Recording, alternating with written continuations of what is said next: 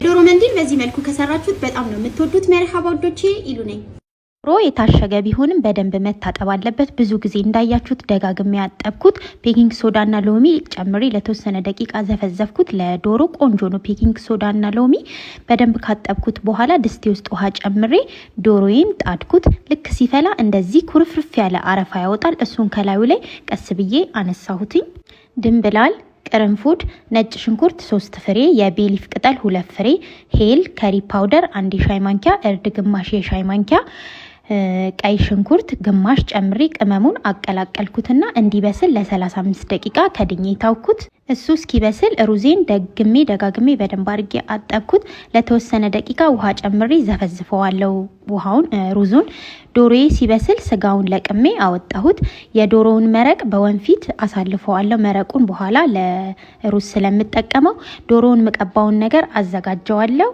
በጎርጓዳ ቃይ ላይ እርጎ 2 የሾርባ ማንኪያ፣ 1 ሻይ ማንኪያ ሳልሳ፣ ዘይት 1 የሾርባ ማንኪያ። ዘይት አታብዙ፣ ዶሮ ላይ ስትቀቡት ቅመሙን ያንሸራተትባችኋል። ፓፕሪካ 1 ሻይ ማንኪያ፣ ከሪ 1 ሻይ ማንኪያና ጨው አድርጌ በደንብ አቀላቅለዋለሁ። ከዛ ዶሮዬን በደንብ አድርጌ እቀባዋለሁ። ኦቨን ለ20 ደቂቃ በ180 ዲግሪ አስገባዋለሁ።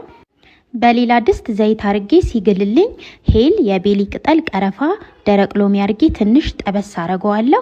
ከዛ ቀይ ሽንኩርት ድቅቅ ያለ ነው የተጠቀምኩት፣ ልጆቼ ስለማይወዱ ነው። ሲታይ እናንተ ሽሪ ምሪ ከትፋችሁ መጨመር ትችላላችሁ። እሱ በደንብ ከበሰለልን በኋላ የዘፈዘፍኩትን ሩዝ ጨምርበታለሁ ከቅመሙ ጋር። ከዛ በደንብ አርጌ አዋህደዋለሁ። ከዛ የዶሮውን መረቅ ጨምርበትና 2 ፍሬ ድፍን ቃሪያ ከዛ አደረኩበትና በደንብ እንዲበስል ተውኩት። ከዛ ከበሰለልኝ በኋላ የሩዝ ቀለም በደንብ አድርጌ ጨመርኩበት።